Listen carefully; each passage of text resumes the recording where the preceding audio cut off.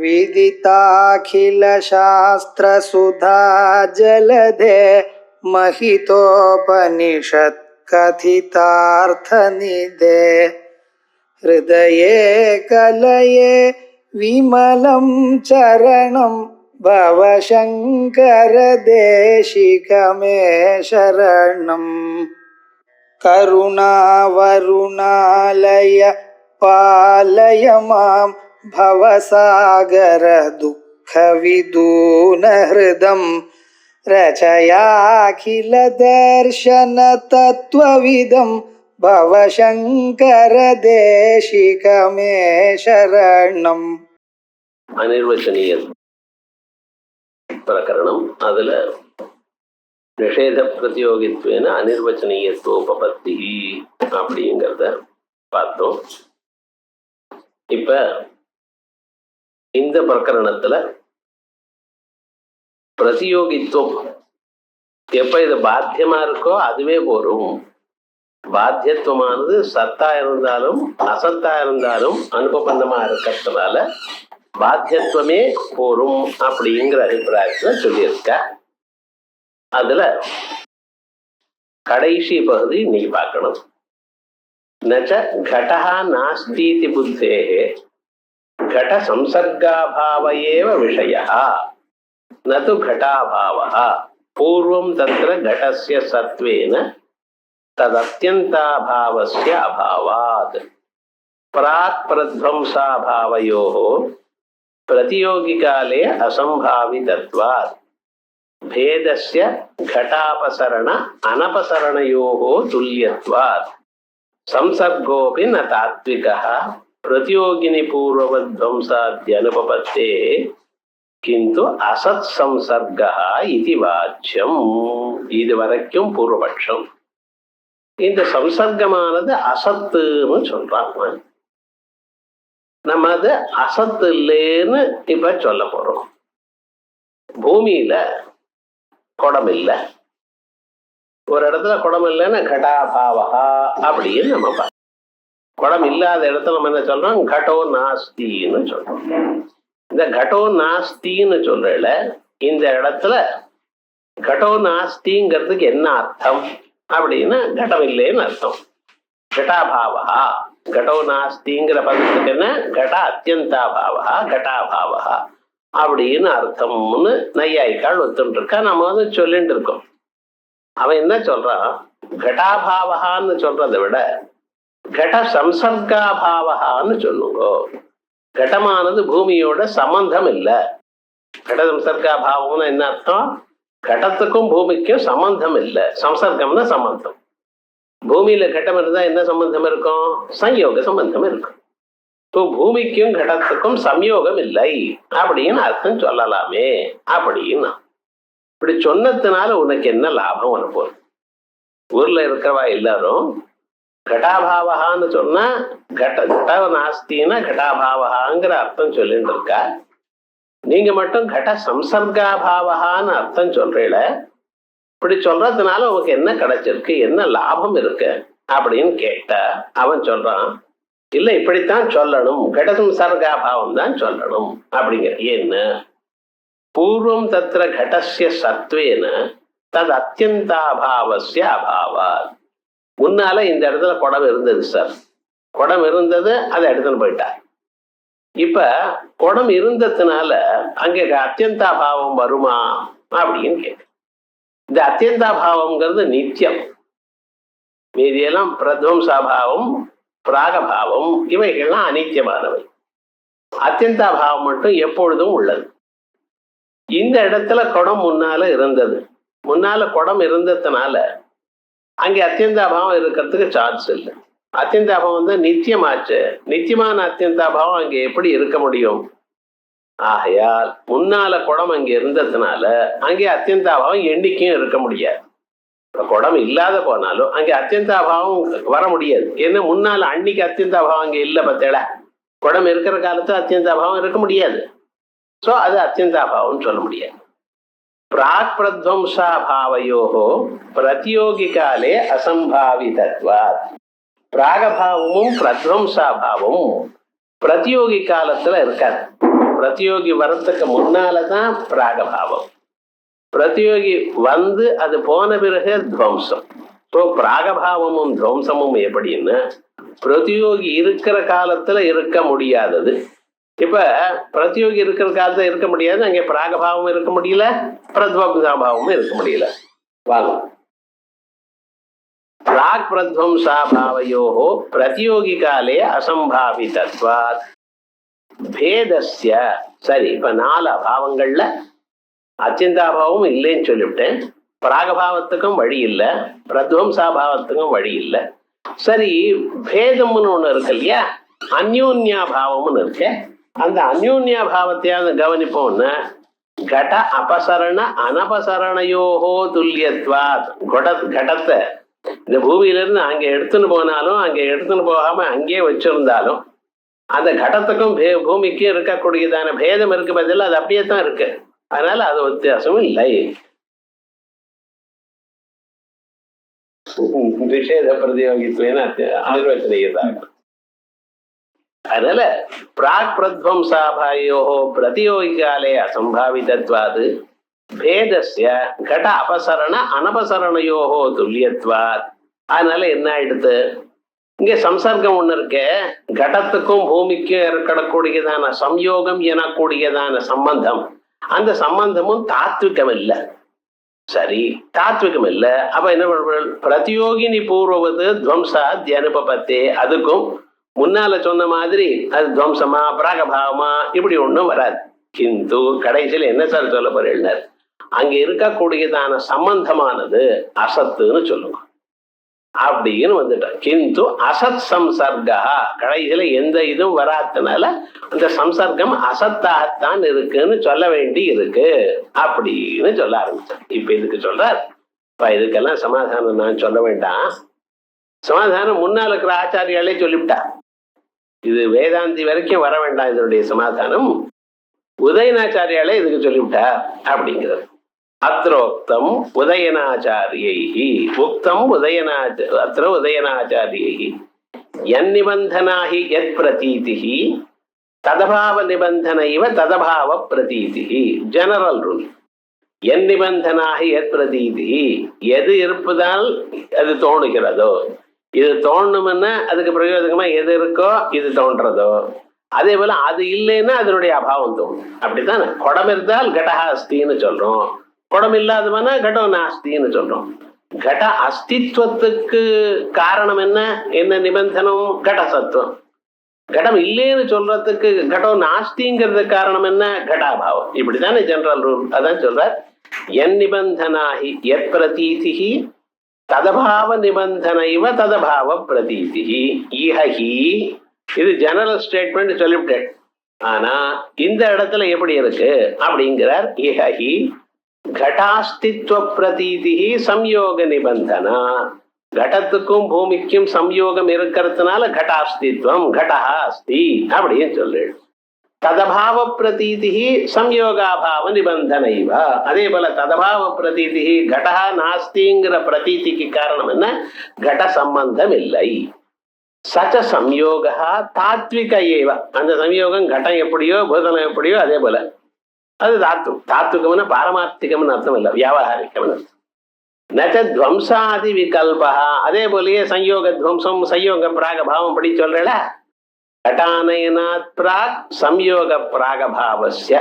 கடம் கொண்டு வரதுக்கு முன்னால கடம் அந்த இடத்துல வச்சுளையானால் கடத்துக்கும் பூமிக்கும் சம்யோகம் வரப்போறது. ஆனா வைக்கிறதுக்கு முன்னால என்ன இருக்கு, சம்யோகம் வரல.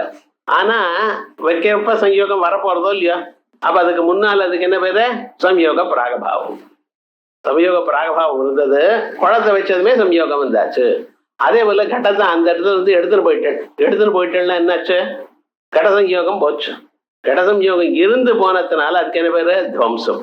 ஸோ நீங்க குடத்துக்கு எப்படி சொல்றீடோ இதெல்லாம் கட சம்யோகத்துக்கும் சொல்லிவிடலாம். அதான் நச்ச துவம்சாதி விகல்பா கடானயனாத் பிராக் சம்யோக பிராகபாவஸ்ய घटे अपसारिते संयोग ध्वंसस्य च सत्वात् नहि घटे अन्यत्र नीते तद्देशे घट संयोगः अस्ति.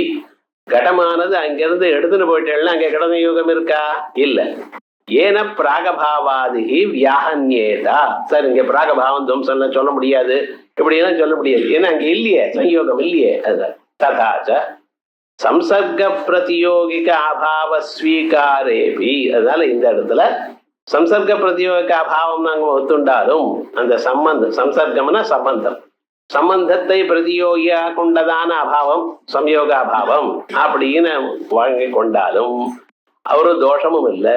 ஆகையால் அசத் பிரதியோகிக்க அபாவ சித்தி. அதனால நீங்க சொல்றபடி அசத்தை பிரதியோகியா கொண்டதான ஒரு அபாவம் அப்படிங்கிறது அபாவங்கிறது அசத்த பதார்த்தத்தினுடைய அபாவம் இல்லை. அது சொல்லிடுச்சு. இது ஆன பிறகு வஸ்து தஸ்து நியாயமா என்ன நடக்கிறதுன்னு பார்ப்போம். கட பிரதியோகிகேத்வேனைவ அபாவஸ்ய அனுபவாத்து நாயம் சம்யோக பிரதியோகிக்கா பவிதும் அர்ஹதி. இப்ப இந்த அபாவம் சம்யோக அபாவம்னு சொல்றோம். சம்யோக பிரதியோகிக்க அபாவம் இப்படின்னு சொன்ன என்ன எனக்கு கவலைப்படக்கூடாது, சம்யோக அபாவம் தான்.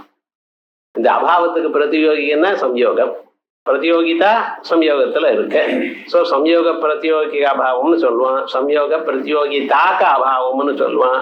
இல்ல அவ சொல்லக்கூடியதான வழி சம்யோகத்தை பிரதியோகியாக கொண்டதான அபாவம், அவ்வளவுதான். ஸோ சம்யோகாபாவம் அப்படி சொல்லுவோம். இந்த சம்யோகாபாவம்னு சொல்ல வேண்டாம். இந்த இடத்துல கடோ நாஸ்தின்னு சொன்னா அதனுடைய பிரதியோகி கடமாக தான் இருக்கும். கட சம்யோகம் வரைக்கும் போக வேண்டாம். நீங்க பூதலத்துல கடம் இல்லைன்னா கடம் இல்லை, அவ்வளவுதான். அதனுடைய பிரதியோகி என்ன? கடாபாவத்துக்கு பிரதியோகி கடம் தான். கடம் இல்லைன்னா கட சம்யோகம் இல்லைன்னு வச்சுண்டு அந்த சபாவத்துக்கு பிரதியோகி சம்யோக பரியந்த நீங்க போக வேண்டியது இல்லை. ஏன்னா வஸ்து தஸ்து கட பிரதியோகிகத்வேனைவ அபாவஸ்ய அனுபவாத். லோகத்துல அனுபவம் எப்படி இருக்குன்னு பாருங்க. குடம் இல்லைன்னு தான் சொல்றானே தவிர கட சம்யோகம் இல்லைன்னு யாராவது சொல்றானோ? பூமியை பார்த்து குடம் இல்லைன்னு கடம் இல்லைன்னு தான் சொல்றான். கட சம்யோகம் இல்லையே, இது சாஸ்திரம் வாசிச்சுட்டு வேணும்னு சொல்றவனா இருந்தா சொல்லுவோம். ஜெனரல் பிரதீதி லோகத்துல எல்லோரும் என்ன சொல்றாளோ அதை தான் நம்ம எடுத்துக்கணும். ஸோ நமக்கு சாதாரணமான ஒரு பிரதீதி எப்படி வருது, ஒரு தோற்றம் எப்படி இருக்கு, ஸ்புரணம் எப்படி இருக்குன்னு கடம் இல்லைன்னு தான் வருது. அதனால்தான் கட பிரதியோகத்வேனைவ அபாவஸ்ய அனுபவாது நாயம் சம்யோக பிரதியோகிகா பவிதும் அர்ஹதி. ஆகையால் அது சம்யோக பிரதியோகிகமா சம்யோகாபாவம்னு சொல்ல வேண்டியது இல்லை. எப்ப குடம் இல்லையோ அப்ப கட சம்யோகமும் இல்லைங்கிறத நான் ஒத்துக்கிறேன், அதற்கு ஒரு தோற்றமும் இல்லை. ஆனா சொல்றவா எப்படி சொல்வா, ஜெனரல் நமக்கு எப்படி ஒரு தோற்றம் இருக்க அப்படின்னு பார்த்தீங்கன்னா குடம் இல்லைன்னு தான் தோன்றது. ஏவஞ்ச சதி கால விசேஷ சம்சர்க அத்தியந்தா பாவோவா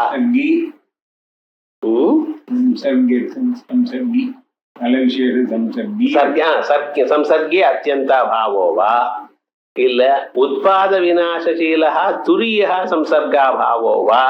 அதான் காலிகா பாவம்னு சொல்லிட்டு இருக்க பார்த்தா அப்படி.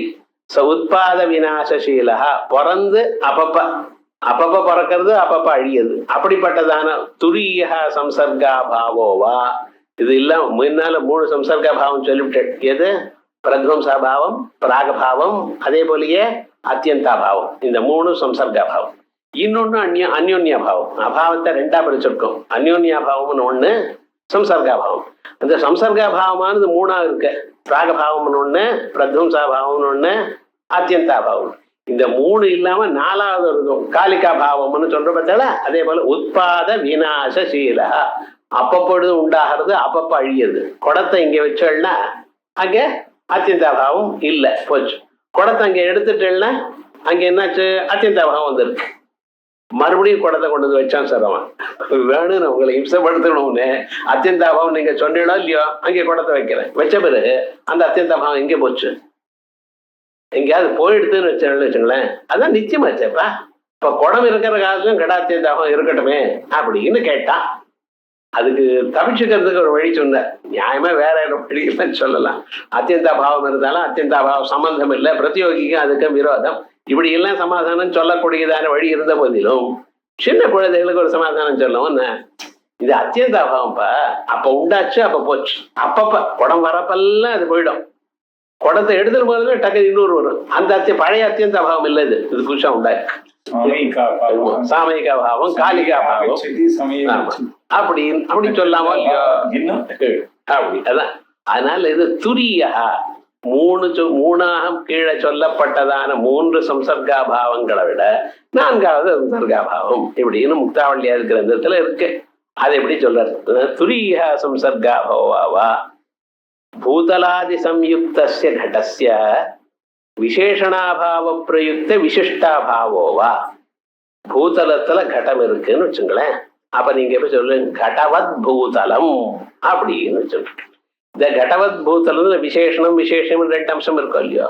அதுல விசேஷணம் இல்லாத போனால் அப்பவும் அந்த விசிஷ்டாபாவம் விசிஷ்டம் இல்லையோன்னா அப்ப என்ன விசேஷணம் இல்லாதனால ஏற்பட்டதான விசிஷ்டாபாவம் இல்லேன்னு சொல்றேன். அது இருந்தாலும் இது விசேஷம் இல்லாதனால டோட்டல் இல்லை. அப்படி பூதலாதி சம்யுக்தஸ்ய கடஸ்ய விசேஷணாபாவ பிரயுக்த விசிஷ்டோ பாவோ வா அங்கீகரணீய நச்ச.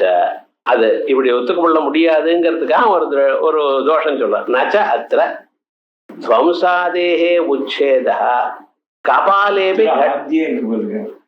अत्र आद्ये करेक्ट अत्र आद्ये घटादेः उच्छेदः कपालेऽपि घटादेः उच्छेदः अत्र आद्ये ध्वंसादेरुच्छेदः कपालेऽपि घटान्यकालसंसर्गिणैव अत्यन्ताभावेन तद्व्यवहार उपपत्तिः इति वाच्यम्. இப்ப துவம்சாதி போச்சுங்கிற இடம் துவம்சம் பிராகபாவம் எழுக்கலாம். இந்த கபாலத்திலேயே அத்தியந்தாபாவத்தை வச்சுண்டு நம்ம சரி பண்ணிவிடலாமே. துவம்சம் பிராகபாவங்கிறத விட அத்தியந்தாபாவத்துக்கே வச்சுண்டு சரி பண்ணலாமே. தத்வியவகார உபபத்தி அப்படின்னு சொன்னா அப்ப லோகத்துல பிரதீதின்னு ஒண்ணு இருக்கு. அந்த பிரதீதியானது எப்படி வருதோ அப்படித்தான் ஒத்துக்கணும். ஒன்னையே வச்சுண்டு எல்லாம் அட்ஜஸ்ட் பண்றது முடியாது. இப்ப பாருங்க, தண்டி கௌரஹா சலதி இது விலட்சண வியவகார திரையே. ஒரு சாதாரணமாக ஒரு தண்டின்னு ஒரு விவகாரம், கௌரஹான்னு ஒரு விவகாரம். ஒண்ணு திரவியம், தண்டிங்கிறது திரவியம், தண்டத்தை உடையவன் புருஷன். அதே போல கௌரஹான்னு இருக்கும் இல்லையா, இது குணம், கௌரத்துவம், கவுனமும் குணம். கௌரஹா வெளுப்பு, சலதி கிரிய. இப்படி 3 விலட்சணமான விவகாரங்கள் இருக்கு திரையே. திரவிய குண கர்மாணி விலட்சணானி ஹேது, தனித்தனியாக விலட்சணமான காரணமா இருக்கு. எதா எப்படி இருக்கோ ததா அத்ராபி, அதே போல இங்கேயும் நாஸ்தி நஷ்டா பவிஷ்யதி. ஒரு பொருள் நாஸ்தின்னு சொன்னா உங்களுக்கு அதுக்கு காரணம் என்ன? அத்தியந்தாபாவம் இருக்கிறதுனால்தான் நாஸ்திங்கிற. அது போல நஷ்டகான்னு சொல்றேன், இருந்து போன பிறகு அதுக்கு நஷ்டா துவஸ்தகாங்க. அதே போலயே பவிஷ்யத்தின்னு சொல்றேன், இங்க இஹ கடோ பவிஷ்யதி, இங்க குடம் உண்டாக போகிறது அப்படிங்கிற இடத்துல அப்ப கடோ பவிஷ்யத்தின்னு பிராகபாவம்.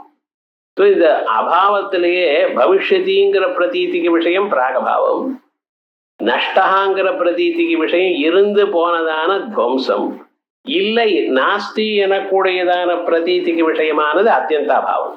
இப்ப இந்த 3 பிரதீதிகள் இதுக்கு காரணமாக 3 அபாவங்கள் இருக்கு. அப்படி இருக்கும் காலத்தில் ஒரு அத்தியந்தாபாவத்தை வச்சுண்டே 3 நடத்துறது அப்படிங்கிறது சரியில்லை. அதான் தத்ரா ததா அத்ராபி, எப்படி திரவிய குண கர்மாக்களை காரணமாக கொண்டு தண்டி கட தண்டி கௌரஹா சலதி எனக்கூடியதான விலட்சண விவகாரம் ஏற்படுறதோ அதே போல அத்ராபி நாஸ்தி நஷ்டா பவிஷ்யதி இது விலட்சண விவகார திரயஸ்ய 3 விதமான தனித்தனி விவகாரங்களுக்கும் ஏகேன அத்தியந்தாபாவேன உபபாதிதும் அசக்கியத்வா.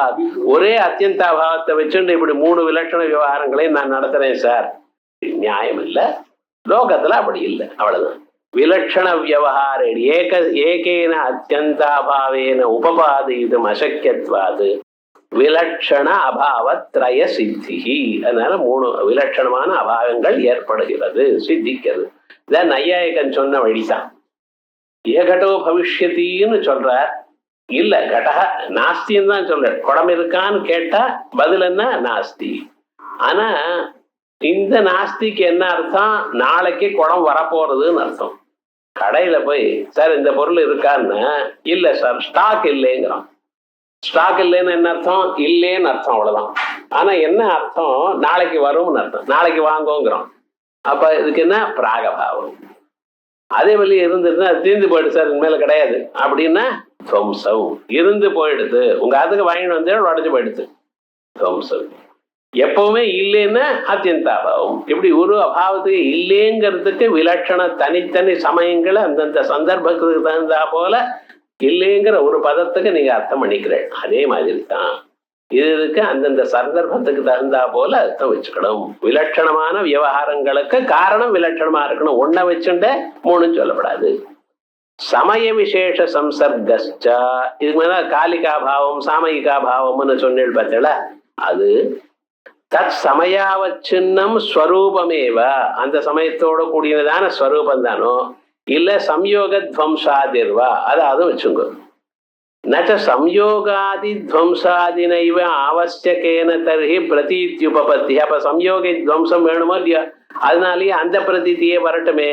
இது வாச்சம் கட பிரதியோகிகத்வேன அனுபவத்வ அனுபவத்தேகே உக்தத்வா. நம்ம சம்யோக பிரதியோகம்னு சொல்றது இருக்கலாம், ஆனா வஸ்துதா நமக்கு அனுபவம் எப்படி இருக்கு, கட பிரதியோகிகமா தான் இருக்கு. கடஹா நாஸ்தி கடோ பவிஷ்யதி கடஹா நஷ்டா இப்படின்னு கட பிரதியோகிகமாக போச்சுன்னா எது போச்சு, வரப்போறதுன்னா எது வரப்போறது, இல்லைன்னா எது இல்லை, இப்படியே கேள்வி கேட்டா கட சம்யோகம் கட சம்யோக துவம்சம்னா சொல்றேன். நமக்கு எப்படி பிரதீதி வருது, கடத்தை கொண்டுத்தான் பிரதீதி வருது. ஆகையால் அப்படியே சொல்லாம கட சம்யோகம் வரைக்கும் போக வேண்டாம்.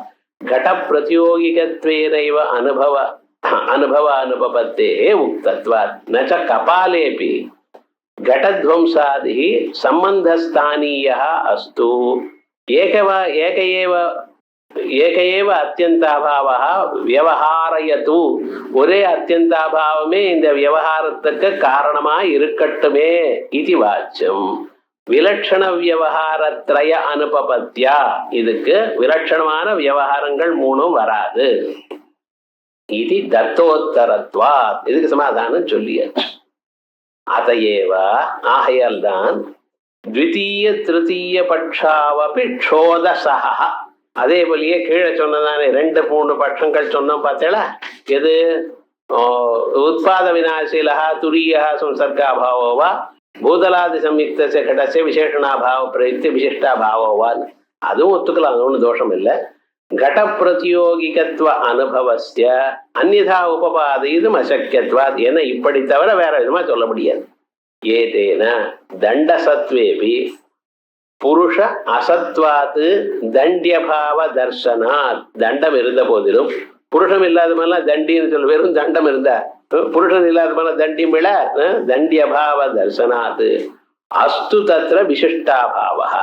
நச்சாத்திர சம்யோக சத்வே சம்யோக்யபாவா திருஷ்டா. சம்யோகம் இருந்தால் சம்யோக்யபாவம் இல்லை.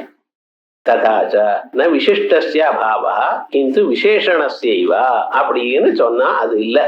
சம்யோகி பிரதியோகிகத்வேன அனுபவா. இங்கே எப்பவுமே சம்யோகம் உள்ளதான கடம் அதனுடைய பிரதியோகியா தான் நமக்கு அனுபவம் இருக்கு. சம்விதேவ பகவதி வஸ்தூபகமே சரணம்.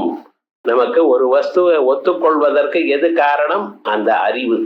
சம்வித்துன்னு அறிவு, பிரதீதி அது எப்படி இருக்கோ அதுக்கு தகுந்தாவல பண்றோம். தஸ்மாத் ஆகையால் நிஷேத பிரதியோகித்வ அந்நியதானுபபத்யாபி. நிஷேஷ பிரதியோகித்வம் அது வேற விதமா பொருந்தாதுங்கிறதுனாலையும் அனிர்வாச்சத்வ சித்தி. ஆகையால் அனிர்வச்சனீயத்துவம் சித்திக்கிறது. இப்படின்னு ரஜதாதி அனிர்வச்சனீயத்துவத்துக்கு பிரமாணங்கள் வரிசையா ஸ்ருதி பிரமாணம், பிரத்யக்ஷ பிரமாணம், அனுமான பிரமாணம், அர்த்தாபத்தியில பலவிதமான அர்த்தாபத்திகள் இத்தனையும் சொல்லியாச்சு. ஸ்ருதியும் சொல்லிவிட்டோம். ஸோ 5 பிரமாணங்களும் இதுக்கு வரிசையா, 5 உபமானம் சொல்லல, இத்தனை பிரமாணங்களும் சொல்லி அவித்யை சொல்லியாச்சு. அவித்யக்கு பிரமாணம் சொன்னோம், அனிர்வச்சனீயத்துவத்துக்கும் பிரமாணம் சொன்னோம். ஏதாவதா இந்த பிரபஞ்சம் முழுக்க மித்யாத்வம்னு ஆரம்பிச்சோம். முதல் பிரகரணத்துல என்ன ஆரம்பிச்சோம், இந்த பிரபஞ்சம் நேனாஸ்தி கிஞ்சனாங்கிற ஸ்ருதியை ஆதாரமா வைத்துக்கொண்டு சகல பிரபஞ்சமும் மித்யாபூதம், பிரம்ம பின்னமான பிரபஞ்சம் மித்யாபூதம்னு ஆரம்பிச்சோம்.